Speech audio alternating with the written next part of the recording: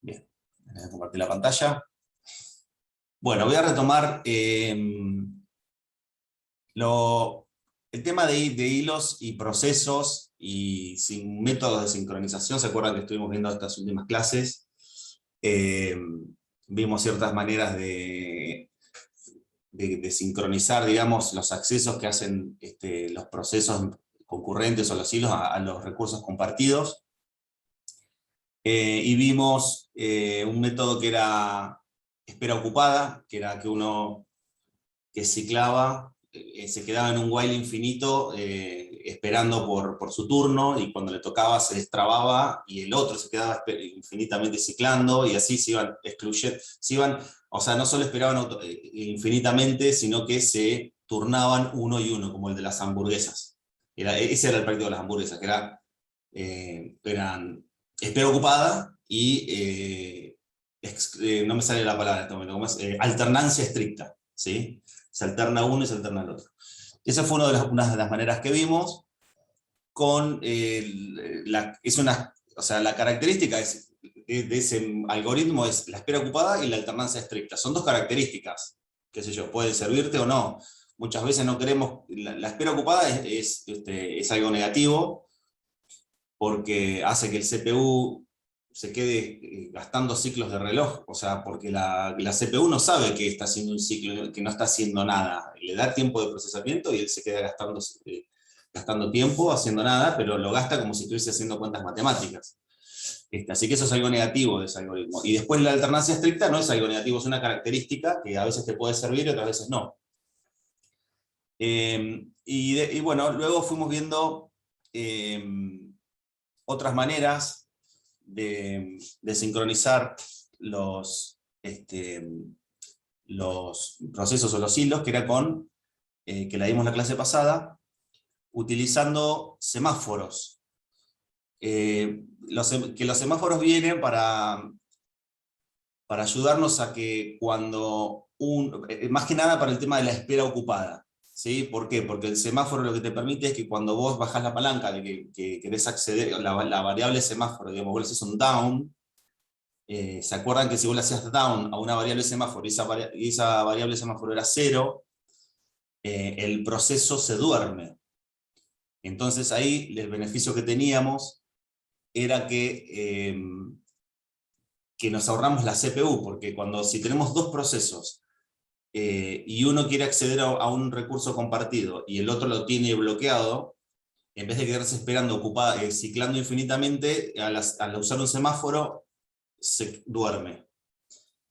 Y al dormirse, ya no gasta más CPU, pasa a estado bloqueado, y el otro proceso que quedó funcionando, cuando termina de salir de su zona crítica, hace un up del semáforo, y ese app lo que hace es avisarle al proceso dormido: despertate que ya salí de la zona crítica. Entonces ahí se despierta y hace lo que tiene que hacer. Entonces es muchísimo más eficiente en el sentido de la utilización de CPU.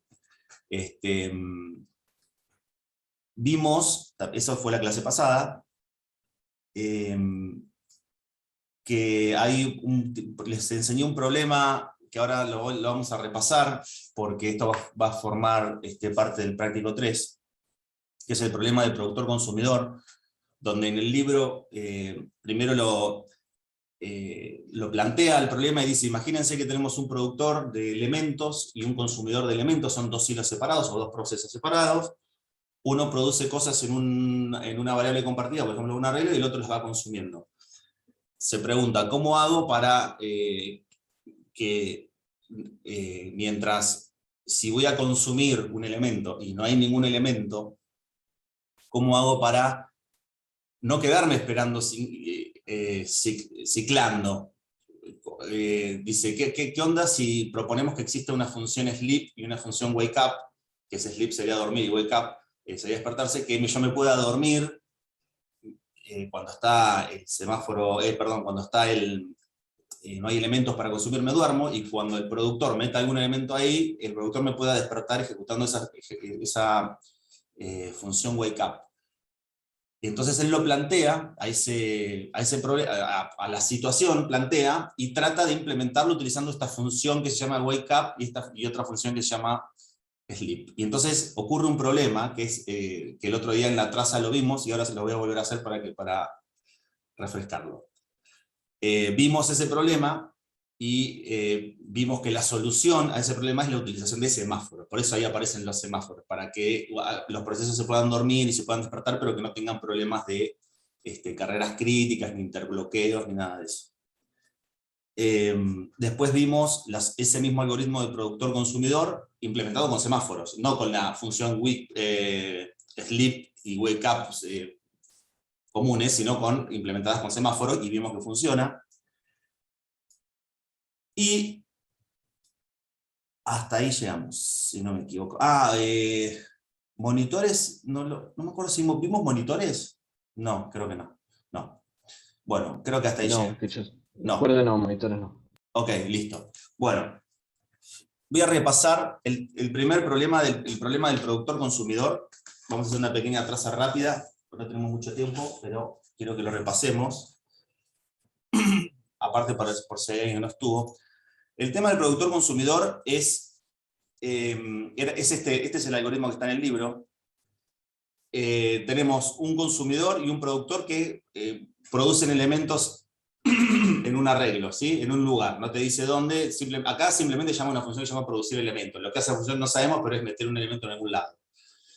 Y el libro dice, ok, ¿qué pasa si tratamos de solucionarlo utilizando una función que se llame wake up, como esta de acá, esta, y una función que se llame sleep, que está acá? Entonces dice, ok, bueno, supongamos que esa función existe y vamos a ver si los podemos ejecutar.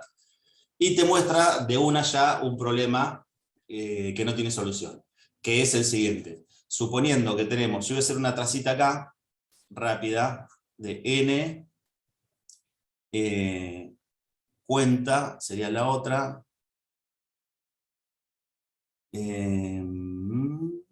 Creo que nada más. Bueno, si me falta una, lo busco. Entonces empieza n en 100, cuenta en 0. Supongamos que empieza a ejecutarse el consumidor, primero, de estos dos hilos, ¿sí? Este es un hilo, este es otro hilo. Se empieza a ejecutar el consumidor, llega a un ciclo infinito, dice if cuenta igual a 0, cuentas igual a 0, va a hacer algo, pero cuando va a hacer esto, el planificador lo interrumpe, le dice, listo, hasta acá, poné pausa que me voy con el productor. Viene el productor a ejecutarse, dice, en la variable elemento, guardar el resultado de producir elemento. Supongamos que tenemos la variable elemento. Producir elemento, supongamos que produce una X. Y dice, si cuenta es igual a n, dormirme. Cuenta no es igual a 100, entonces no se duerme. Y en la próxima instrucción, que es esta de acá, dice insertar el elemento, y inserta el elemento en un buffer compartido, que es el buffer el arreglo donde lee uno y escribe el otro. E inserta la X. Luego dice, hace cuenta es igual a cuenta más 1, o sea que cuenta vale 1.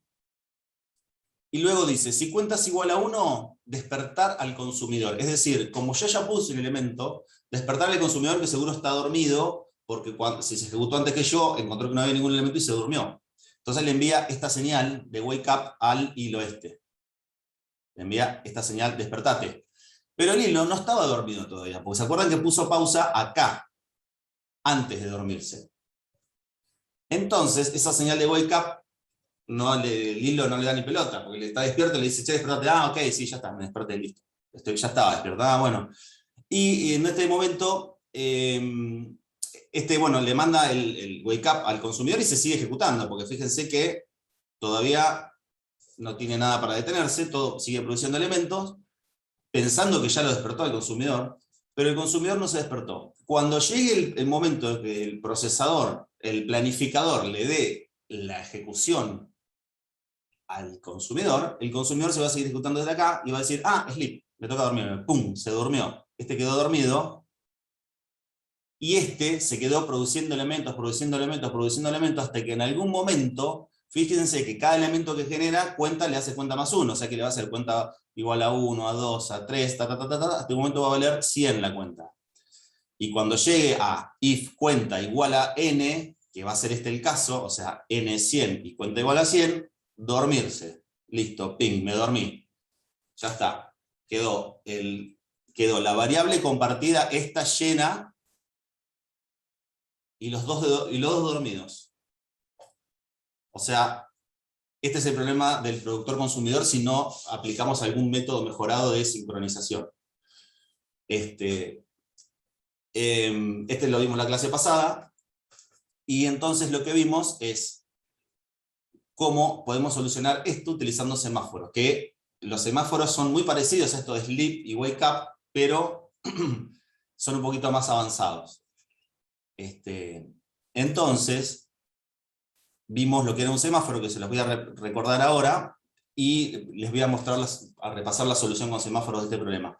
El semáforo era una variable especial que tiene operaciones de up y operaciones de down. Up es subirle un valor y down es bajarlo. Cuando el semáforo es mayor que 0, down de esa variable semáforo le resta 1. Cuando es 0 y el proceso o el hilo le hace down, lo que hace es el hilo se duerme y pasa a estar en estado bloqueado. Cuando se hace la operación up, se incrementa en 1 el valor del semáforo, y cuando un proceso hace up y hay varios procesos bloqueados que habían hecho down antes y se habían quedado dormidos, el sistema elige uno de los procesos para su ejecución, y el semáforo va a seguir valiendo 0. ¿Por qué? Porque imagínense el problema del productor, del consumidor. Si el consumidor va a consumir un elemento y no hay ninguno, o sea, cantidad de elementos es 0, hace down y se queda durmiendo. El productor produce un elemento, lo pone ahí, le dice al consumidor, che, ya hay un elemento nuevo, entonces el consumidor se despierta, lo consume y pasa a ser 0 de vuelta, ¿sí? El valor del semáforo. Entonces, vamos a hacer una pequeña traza, a ver si no se hace, acá estaba, del algoritmo, el mismo que vimos recién, pero utilizando semáforos. Vamos a ver que es bastante enredado el tema del semáforo, porque no es que con un semáforo solo lo soluciona, sino que tiene que utilizar 3 semáforos. Uno que se llama llenas, acá estaba explicando, no, perdón, acá. Uno que se llama, vamos a utilizar 3 semáforos. Uno que se va a llamar llenas, que va a contabilizar las ranuras, o sea, la cantidad de elementos que se fueron poniendo en el arreglo. Otro se llama vacías, donde contabilizamos la cantidad de espacios vacíos que hay en el arreglo. Y otro que se llama mutex, que es un semáforo especial, que ahora lo vamos a ver, que es un semáforo que tiene solamente valores, que tiene 2 valores, un semáforo binario, y que se utiliza mucho, principalmente para entrar a las regiones críticas.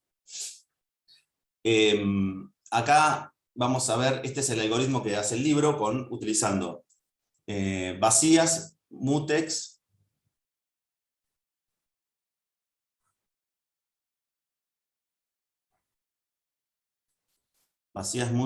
y llenas.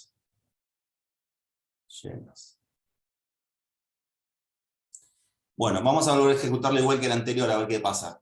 Llenas empieza valiendo 0, mutex empieza valiendo 1, y vacías empieza valiendo 100. Se empieza a ejecutar el consumidor.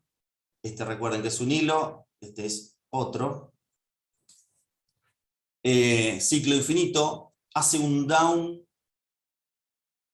de llenas. Como llenas es un semáforo y vale 0, esto ya hace que este se duerme. Acá, sleep, me dormí. Se queda durmiendo. En algún momento el planificador le va a dar el espacio al productor para que se ejecute. Se va a venir a ejecutar el productor y va a venir, ok, elemento, bueno, ahora acá la variable elemento, le voy a poner elem, igual a producir elemento, supongamos que produce una X. Y hace un down del semáforo vacías. El semáforo vacías vale 100, así que lo que hace es bajar a 99. Acá hace un down de mutex, mutex es un semáforo que vale 1, o sea que va a valer 0, y hace un insertar elemento, o sea que en el arreglo compartido, que estaba vacío, le pone un elemento, ese elemento que había generado que es una X. Acá. Hace un app de mutex, o sea que mutex vale 1, y hace un app de llenas. Cuando hace un app de llenas, esto, digamos que se pone en 1, este se desbloquea y lo vuelve a poner en 0. Y este ya no está más dormido, se despierta. Ping, se despierta. Se despierta acá, hace un down de mutex, o sea que pone un 0, entra a la zona, esta sería la zona crítica, la región crítica, al elemento, el resultado del elemento es quitar elemento, es decir, consumir lo que había acá. Consume esto, lo vamos a borrar, lo consume, hace un app de mutex, un app de vacías, perdón, todavía no lo consumió acá. Perdón, no lo consumió, lo leyó nada más.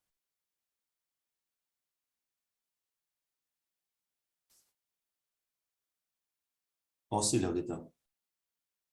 Ah, no, está bien, sí, lo quitó. No, perdón, me mezclé porque leí abajo consumir elemento acá. Perdón, hace acá, quita el elemento, que está bien, es la región crítica, venía perfecto. Quita el elemento, app de mutex, que ya lo hice, lo dejan 1, app de vacías lo dejan 100, y después hace algo con ese elemento que no me importa, esto es no crítico, es la zona no crítica que es, no sé, imprimirlo, no sé, lo que yo quiera. Pero fíjense que acá en este momento se pudieron sincronizar bien para crear un elemento y el otro consumirlo sin mezclarse.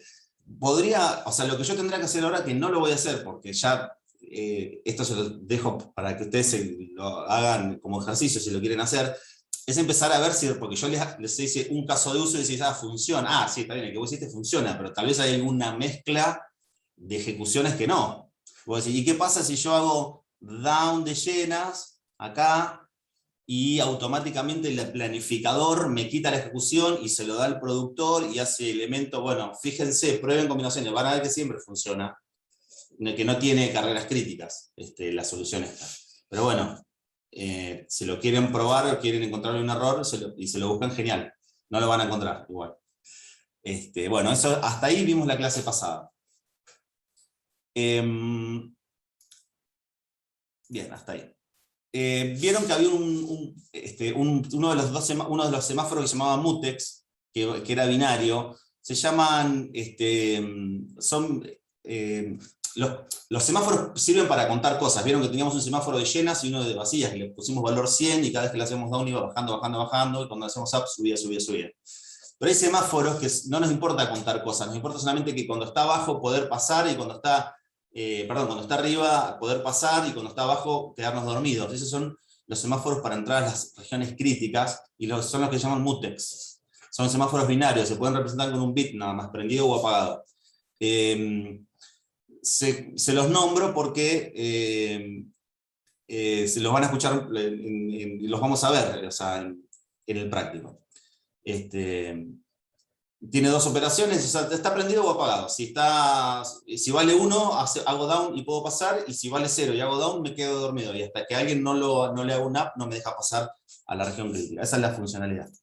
Los mutex están, ¿se acuerdan que les había comentado que cuando vimos hilos, se implementó un estándar en los sistemas Unix-like, que es el estándar POSIX, que se llamaban pthread, los hilos, cuando uno los creaba, los paquetes POSIX. Bueno, pthread también provee semáforos mutex para utilizar con los hilos POSIX, ¿sí? O sea, te dan los hilos y también te dan semáforos para que vos los puedas utilizar y sincronizarlos. Nada, acá listo las operaciones que hay, que se pueden hacer con los hilos de pthread. y esto lo vamos a ver en el práctico, pero nada, tiene varias, tiene los lock, los unlock, que serían los up, los down, y fíjense que hay uno también que es try lock, que es como que es la posibilidad de chusmear y decir, le voy a hacer un down, pero solamente si sé que no me voy a bloquear. Si está para bloquearse, mejor no hago nada y hago otra cosa. Tiene algunas cositas de esas. Próximo. Bueno, después. Método de sincronización que vamos a ver en la materia. Hay más, pero ya me parece que es demasiado, y estos son los que yo he visto más prácticos y que de hecho están implementados en los lenguajes comunes que vemos nosotros, que son los monitores. El monitor es un método de sincronización que es más alto nivel todavía que los semáforos. Vieron que los semáforos están buenos, pero necesitas pensarlo bastante, te podés, digamos, parecen simples, pero son complicados de pensar cómo implemento sincronización utilizando semáforos. Tenés que tener como 2 o 3 semáforos, uno subo, el otro lo bajo, entro, salgo, siempre las primeras veces te bloqueas. Bueno, los monitores son soluciones de más alto nivel, más fáciles de ver y de implementar, que las proveen los lenguajes de programación directamente. Usan estructuras especiales y métodos especiales, y permiten que de manera fácil uno diga, bueno, este método, no sé, método sumar, por ejemplo, que son 10 líneas.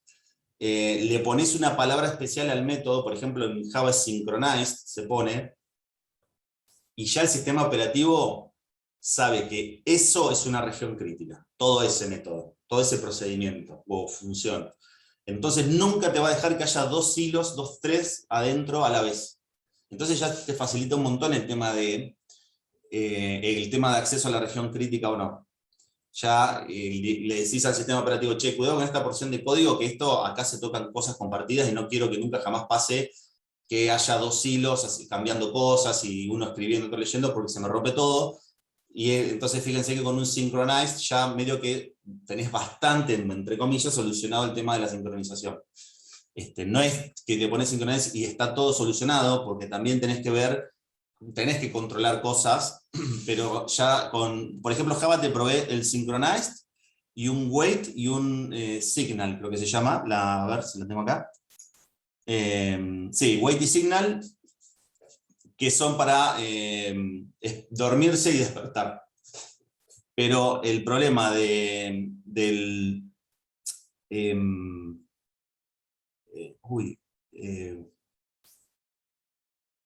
el problema que tiene los semáforos que se complejizan y todo, quedan mucho más simples con los monitores.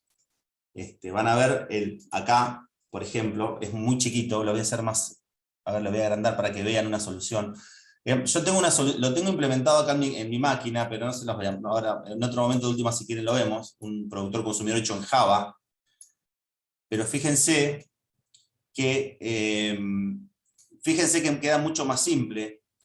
Se define un monitor, esto no está hecho en Java, esto está hecho en un lenguaje que no me acuerdo cómo lo llama el libro, que es un pseudo lenguaje, pero en Java sería muy parecido. Se pone synchronized, al método se le pone synchronized, acá le pone monitor. Y entonces todo lo que pasa acá adentro es un área de exclusión mutua que ya automáticamente te la garantiza el sistema. Y adentro utiliza las funciones de wait y signal, que sería dormirse y llenarse y despertarse, pero fíjense que queda mucho más simple porque no tenemos tantos mutex y que subir, que bajar, queda bastante más legible el programa y más simple. El tema de los monitores es que lo tiene que implementar el lenguaje.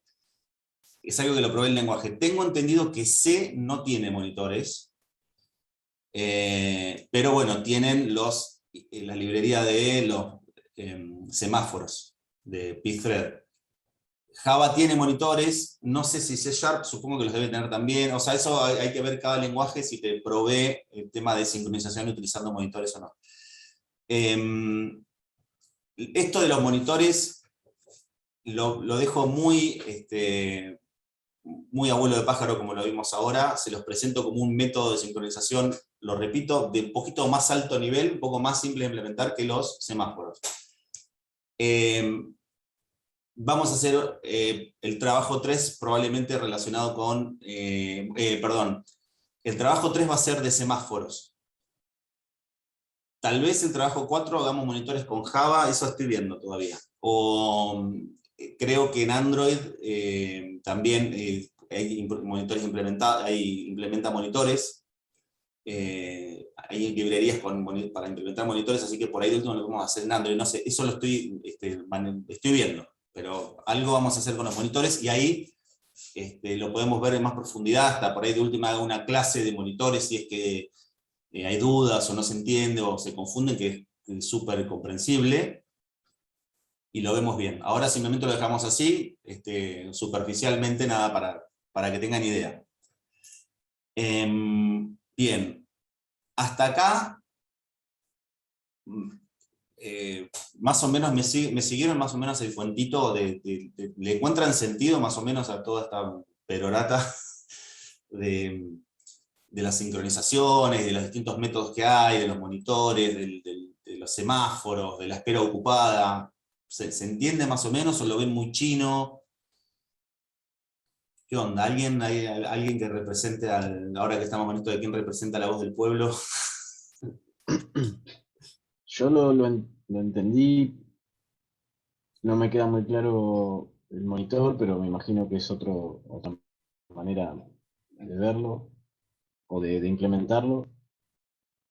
Pero básicamente son mecanismos para ponerse de acuerdo, para que no se solapen los datos cuando varios procesos que no se sabe en qué momento se van a cortar y se van a pasar la mano uno al otro.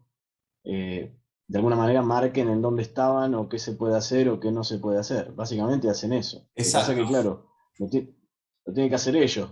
O sea, el mismo programador tiene que saber que hay una parte errática que no sabe. O sea, se solucionaría todo si dijera, no, lo hago todo en un solo hilo, en un solo proceso y chao, pero no, porque se desaprovecharía todo bueno, lo que da la tecnología actualmente.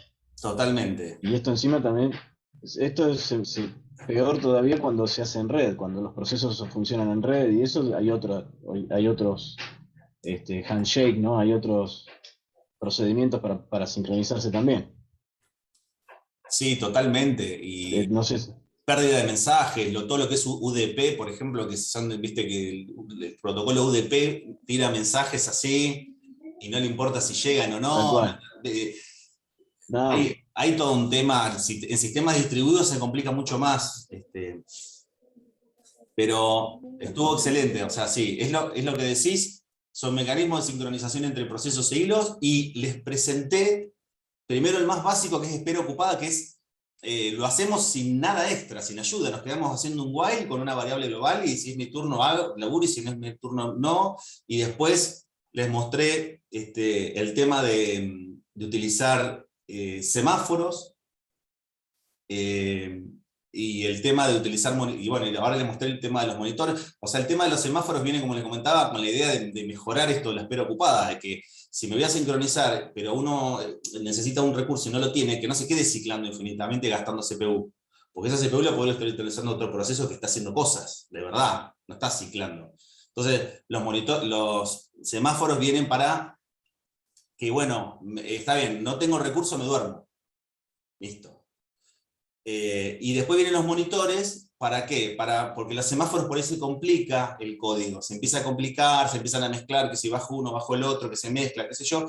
Entonces vienen los monitores que te facilitan un poco el tema de los semáforos. Son como los semáforos en el sentido de que te deja dormir al proceso, despertarlo, pero es más fácil para definir un área de exclusión mutua, decirle esta parte es exclusión mutua, le decís al sistema y ya se encarga de manejar algunos accesos, que por ahí si no lo tenías que manejar vos con otro semáforo más. Esa es la idea del monitor. como que están centralizados donde se manejan los semáforos, ¿no? Puede ser, en vez de estar distribuido el manejo de semáforos, está centralizado en esas funciones. Claro, Puede exactamente. ser. Sí, sí, sí, está centralizado y a su vez, o sea, sí, está, o sea, es como que el lenguaje te provee de estas palabritas especiales y variables, que se llaman variables de condición, pero por eso les digo, después cuando llegue lo vemos un poco más. No les quiero sumar, porque ahora están haciendo otro práctico, están con otro tema, y no les quiero... cuando llegue el tema del práctico lo vemos bien a los monitores, pero sí, o sea, es una herramienta que te brinda el lenguaje, son variables especiales y que uno no las puede usar para su programa, solamente puede usarlas diciendo para el uso de monitores y que te permite simplificar el uso de los semáforos. O sea, vos no usás, no vamos a usar semáforos, pero el funcionamiento es muy parecido, pero con menos instrucciones. No sé si me entiendes, es una mejora del semáforo, de alguna manera. No es tan granular como el semáforo, es como un poquito de más alto, como los lenguajes. Vieron que tienen assembler y arriba tenés más alto nivel, 3C, y después tenés C++, y después tenés, o sea, que es como que cada vez el lenguaje de más alto nivel se va haciendo más abarcativo, más fácil de programar. Tal vez no es óptimo, porque no es tan granular, por ahí no tenés controles de cierta información que pasa abajo, como sí te pasa en Assembler o en C, pero a medida que te vas subiendo los niveles, se va haciendo más simple la programación de alguna manera. En Java decís, crear una lista, y te crea una lista. Y si lo haces en un lenguaje más abajo, capaz que tenés que definir un puntero, un arreglo, y un sistema de enlazado, qué sé yo. Y si te vas a Assembler, que querés crear una lista, capaz que son 1000 instrucciones. O sea, fíjense a medida que va subiendo de nivel del lenguaje, cómo se va simplificando todo. Esto sería algo similar. El monitor sería algo de más alto nivel de sincronización que los semáforos y que lo espera ocupada. Bueno. Tengo una pregunta. ¿Los semáforos los provee? Perdón, el monitor. Sí, decime. Los semáforos los provee. El sistema operativo provee herramientas para manejar los semáforos. O sea, el lenguaje, pero el sistema operativo está atento a esos semáforos. Sí, O totalmente. es solo. En cambio, en el monitor vos decís que el lenguaje provee. El lenguaje provee la cuestión de manejo de monitor. Termina siendo una especie de interfaz para los semáforos. Sí, ¿Puede ser? sí, y seguro, no sé cómo estará implementado internamente, pero seguro que después se termina utilizando monitores del lenguaje internamente. O sea, perdón, semáforos para implementar el Claro, monitor. eso. Claro, sí. Te provee otro nivel de abstracción, después no sé cómo lo implementará internamente, pero la idea es que a vos simplificarte aún más la sincronización. Tal cual. Bien. Bien, perfecto. Mandarín antiguo, dicen por ahí. Bueno, ya los vamos a ver ya lo vamos a ver a los semáforos después. Van a ver que, perdón, a los monitores, ¿oíste? Se me mezclan las palabras, a los monitores. Los semáforos ya los vimos y van a entrar, o los repasaremos si es necesario para el otro práctico. Y bueno, y con esto terminamos el tema de sincronización de procesos e hilos. Vamos a la parte de perdón, me preguntan, segundo trabajo y fecha límite, sí, sería la semana que viene, sí, el domingo 26 sería. Son 2 semanas cada práctico. Así que sería el domingo 26. Bien. Vamos a ver ahora esto que les hablé varias veces ya de el tema del planificador. Vamos a entrar a la parte de procesos o hilos, porque los hilos también se pueden planificar. Y el tema de cómo hacemos, qué tipos de algoritmos hay para definir a quién de todos los procesos que tengo en un sistema le voy dando tiempo de CPU. Siempre tenemos una cola grande de procesos, algunos van a estar en ejecución, algunos van a estar bloqueados porque están esperando, acá siempre se habla de entrada-salida, están esperando algo externo, no sé, están esperando que se termine de copiar un archivo, no sé, algo de disquete, leer algo del disco rígido, está bloqueado, o los que están listos en la cola de ejecución, o sea, le dice al planificador, si a mí me elegí, yo ya me puedo ejecutar, tengo todo lo que necesito, y los que están en ejecución. Este es son los estados básicos de un proceso. El planificador hay varios algoritmos distintos que depende de lo que quiera lograr con el sistema, es el algoritmo que se utiliza, ¿no? Dice, ¿qué se espera según el sistema? ¿Qué se espera del planificador? Bueno, de todos los sistemas, independientemente de cuál es, ¿qué se espera? Que tenga un tratamiento equitativo con los procesos, que trate de mantener todo lo que pueda del sistema ocupado, maximizar el uso del sistema, y que cumpla con las políticas de planificación. O sea, si un planificador te dice, yo sigo tengo tal lógica, o sea, yo le voy a dar más pelota a los procesos que empiecen con A, por ejemplo, que cumpla con esa política, que a mitad de camino no te venga, no, pero ahora, o sea, que sea previsible. Después, de los sistemas, grandes separaciones de sistemas que tenemos, que son los sistemas por lotes o los batch, los sistemas interactivos que son prácticamente estos que usamos nosotros, los comunes de usuario, o los de tiempo real, cada uno tiene le pide distintas cosas al planificador, por lo tanto, cada planificador de estos sistemas va a tener un algoritmo distinto. En los equipos batch, ¿qué les va a pedir? Maximizar la cantidad de trabajos por hora. Los equipos batch o por loteo son aquellos equipos que le entran montones de trabajos y los tienen que tratar de terminar. O sea, un trabajo, viendo, no sé, mandar a imprimir una cosa, hacer esta otra, leer este archivo, copiarlo en tal, o sea, tipo de trabajos así en fila, ¿no? Como lo que es procesamiento por lotes. ¿Qué le va a pedir al planificador? Que maximice los trabajos por hora, que minimice el tiempo entre entrega y terminación, desde que a vos te dan el trabajo hasta que lo termines, que sea la menor tiempo posible, y maximizar el uso de CPU. En los interactivos lo que más se busca es la respuesta al usuario. El interactivo, uno está moviendo el mouse, está apretando cosas, trata de darle prioridad a todo lo que es la interfaz de usuario y que el usuario esté contento con lo que está haciendo. Le da mucha más prioridad a los hilos o a los procesos de ejecución de interfaz de usuario, por ejemplo. Y los de tiempo real, cumplir con los plazos, porque en tiempo real pasa que hay muchos procesos que tienen un tiempo límite de ejecución, y entonces tiene que asegurarte que va a cumplir con los tiempos que te pide un proceso. En el libro da un ejemplo de tiempos para, no sé, vos tenés un sensor que lee datos de algún lado, pero son datos que los lee y te los guarda, no sé, un segundo en la memoria, y si no los lees en ese segundo los perdés, y bueno, te tiene que asegurar que no se pierdan datos, ¿no? Que los lea en ese tiempo preciso. ¿Qué más?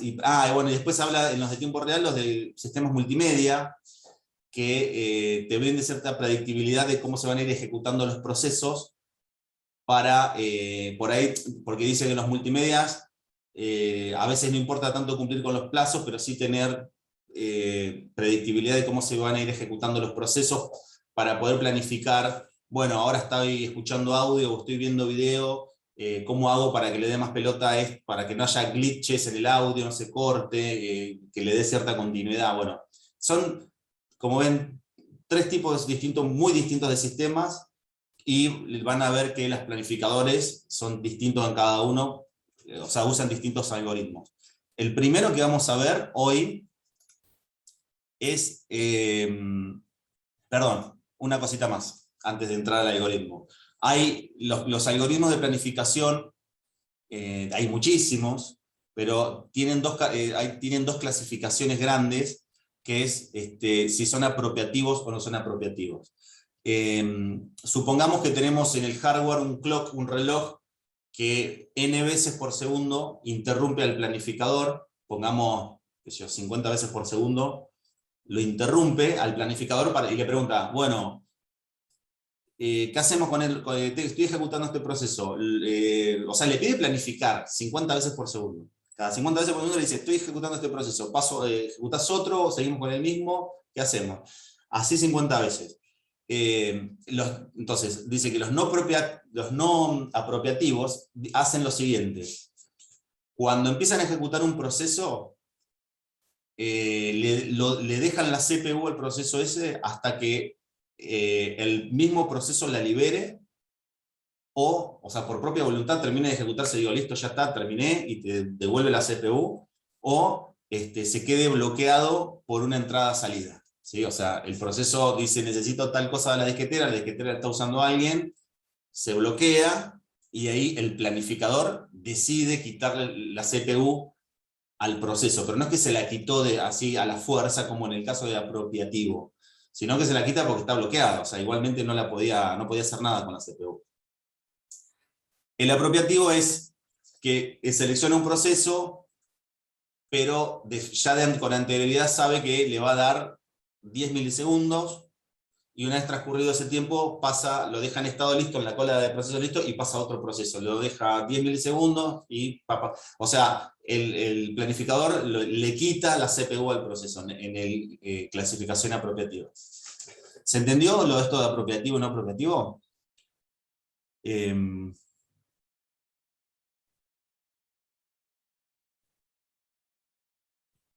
Bueno, creo que lo voy a tomar como un no. Bueno, lo repito.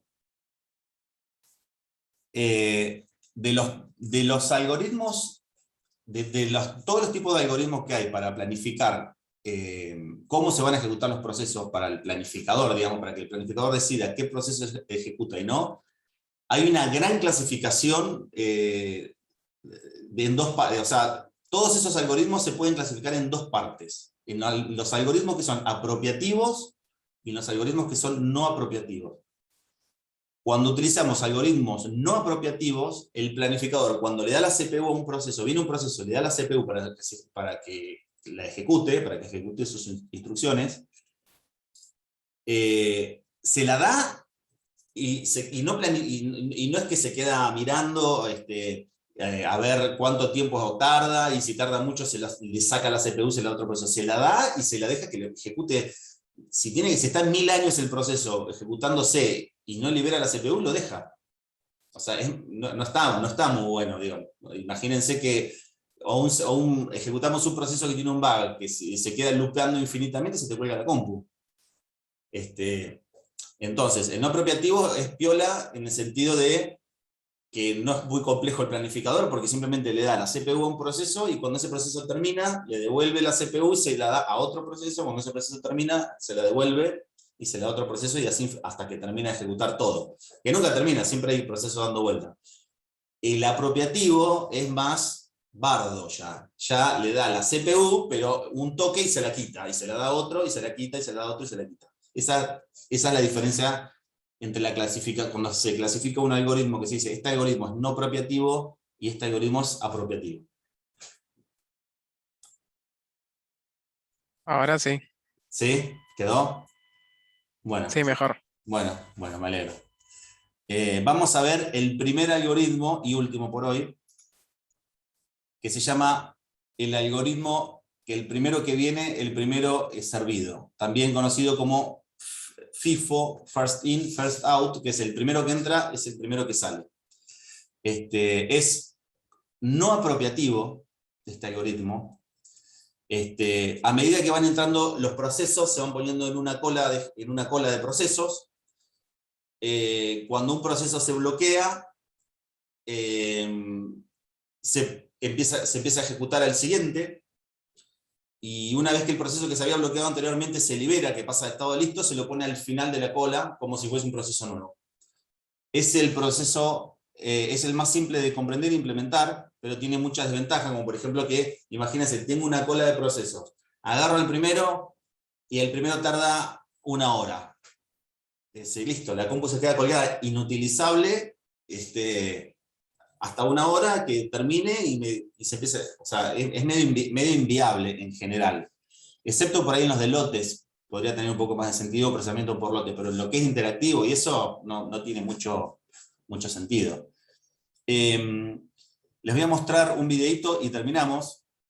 Y de paso aprovecho para comentarles que estoy pensando que para el primer trabajo, que sería el primer parcial en realidad, pero sería un trabajo, estoy pensando en que podrían hacer en grupos algún videito de 5 minutos tipo que les voy a mostrar, de algún tema. Me parece que estaría piola. Pero bueno, nada, ya lo veremos en su momento, para dentro de un mes. No sé cuándo es la fecha de parciales. Les voy a mostrar un videito donde se explica el algoritmo que les acabo de describir muy sucintamente, pero acá en el video se entiende mucho mejor, está muy piola, así que vamos, le damos play y lo vemos. Hola, ¿qué tal amigos? Y bienvenidos a un nuevo tutorial del canal de Iluetutos PC. El día de hoy vamos a hablar de los algoritmos de procesos, específicamente el algoritmo FIFO, más conocido en inglés por First In, First Out, que en español significa primero en entrar, primero en salir. Este algoritmo se puede asemejar a aquellas colas que se... Cuando dice no expulsivo, sería no apropiativo, ¿sí? realizan en un supermercado, en un banco, donde el orden en que va llegando la persona de esta forma va siendo atendido. Las características de este algoritmo son, primero, los procesos pasan a la CPU en orden de llegada a la cola de procesos listos, es decir, que cada proceso que va llegando se va formando en la cola hasta ser atendido. Segundo, cada proceso va a terminar su ejecución para darle paso al siguiente proceso. Entonces, una vez se termina de atender a la primera persona, pasa a la siguiente y así sucesivamente hasta darle respuesta a todos los procesos. Tercero, es fácil de implementar ya que se necesita tan solo mantener una lista de tareas activas. Y cuarto, es un algoritmo no expulsivo. Esto quiere decir que una vez se empieza a ejecutar el proceso, este proceso no va a ser interrumpido hasta terminar. Para entender mejor este algoritmo, vamos a realizar un ejemplo. Vamos a suponer que en un sistema operativo vamos a iniciar 4 procesos. Entonces aquí tenemos una tablita y vamos a decir que vamos a iniciar el proceso Word, proceso Excel, el proceso Paint y la calculadora. Cada proceso tiene unas unidades de ráfaga de CPU, que estas unidades de tiempo, dependiendo del programador, pueden estar dadas en segundos, minutos, nanosegundos, milésimas de segundos, en fin, la unidad de tiempo que el programador le haya dado. A su vez, cada proceso también tiene un tiempo de llegada. Entonces vamos a representar la información de esta tabla en un plano cartesiano. Entonces por aquí tenemos en el eje X, vamos a colocar las unidades de tiempo, que en este caso vamos a ir de 0 hasta 20, y vamos a colocar en el eje Y los procesos que vamos a iniciar, que son Word, Excel, Paint y la calculadora. Entonces, el algoritmo FIFO prioriza según el tiempo de llegada del proceso. El primer proceso que llegue es el primer proceso a ejecutar. En este caso, Word inicia en el tiempo de llegada 0, por lo tanto, como es el primero que llegó, es el primer proceso a ejecutar. Entonces, aquí vamos a hacer la representación. Se empieza a ejecutar el proceso Word, toma las 8 unidades de tiempo que requiere, llega hasta 8, y los otros procesos fueron llegando mientras el Word se iba ejecutando. El proceso Excel llega en el tiempo 2, el proceso Paint llega en el tiempo 4 y la calculadora llega en el tiempo 6. Y mientras el proceso Word se estaba ejecutando, iban llegando nuevos procesos. Estos procesos tienen que esperar a que termine de ejecutarse el proceso Word. Bueno, entonces aquí ya se ha ejecutado el proceso Word, faltarían 3 procesos, faltaría Excel, Paint y la calculadora. Entre estos 3 procesos, el segundo en llegar fue el programa Excel, lo podemos ver aquí en el gráfico, ¿sí? En el tiempo 2 cuando se estaba ejecutando el proceso Word. Entonces, el segundo proceso a ejecutar va a ser Excel, empieza a ejecutarse, el proceso Excel se va a tomar 6 unidades de tiempo, entonces va a quedar aquí en 14 y los otros 2 procesos que son Paint y la calculadora van a estar en espera. Una vez termina de ejecutarse Excel, ahora el algoritmo va a priorizar entre los 2 procesos que hacen falta, en este caso Paint y la calculadora. Entonces tenemos aquí que entre estos 2 procesos, el primero que llegó fue Paint, requiere 4 unidades de tiempo, entonces vamos a iniciar con el programa Paint, se empieza a ejecutar, toma las 6 unidades de tiempo y ya el proceso que hace falta sigue en espera. Entonces, como este ya es el último proceso, que sería en este caso la calculadora, requiere 2 unidades de tiempo, toma sus 2 unidades de tiempo y terminan de ejecutarse los 4 procesos. Entonces,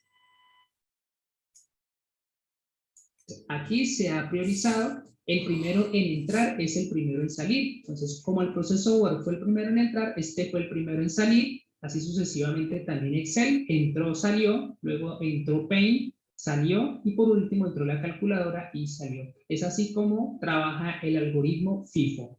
Ahora vamos a calcular el tiempo del sistema y esto se hace... Bueno, ya está, el resto me importa, la verdad.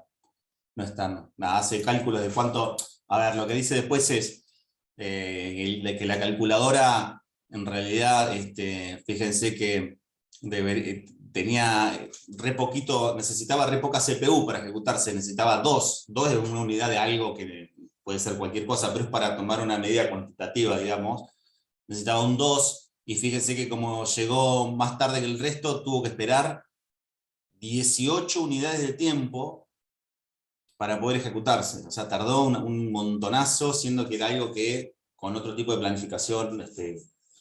o sea, ven que esto es medio inviable para algo interactivo.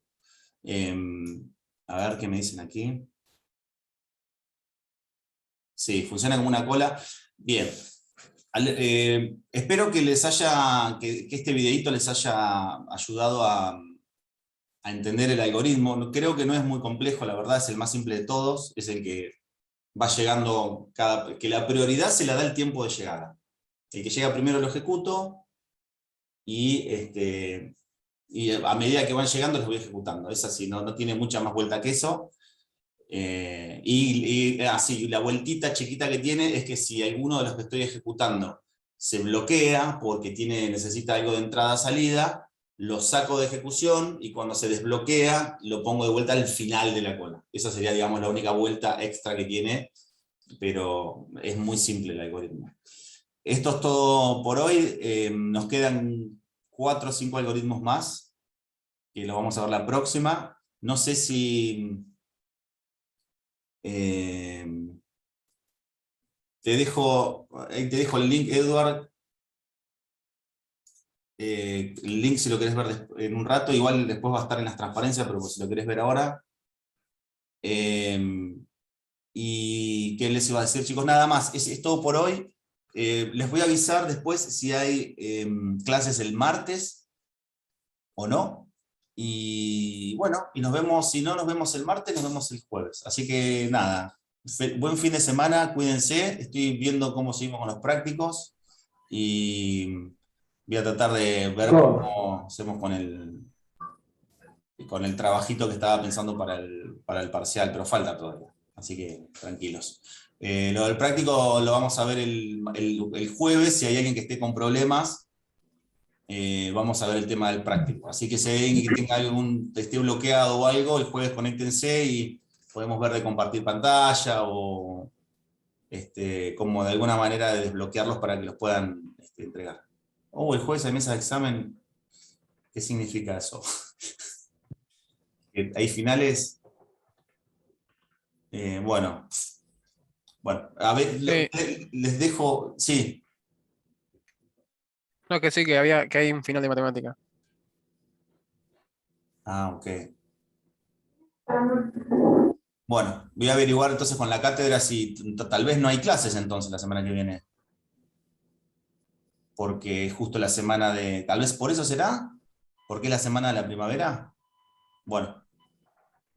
Bueno, voy a averiguar. Si el jueves tampoco hay, bueno, queda la semana del estudiante. No habrá, bueno. No me escucha nada. Bueno, listo. Bueno, yo les aviso después por la página a ver qué onda. Les dejo igual material si quieren, para que no se atrasen. Nada, no pasa nada. Así tienen tiempo de seguir con el práctico 2. Nada, pásenla lindo, cuídense mucho. Nos vemos la próxima. Hasta luego, Marco. Hasta luego. Hasta luego. Nos vemos. Vamos, profe. No, Marco, gracias. Chao.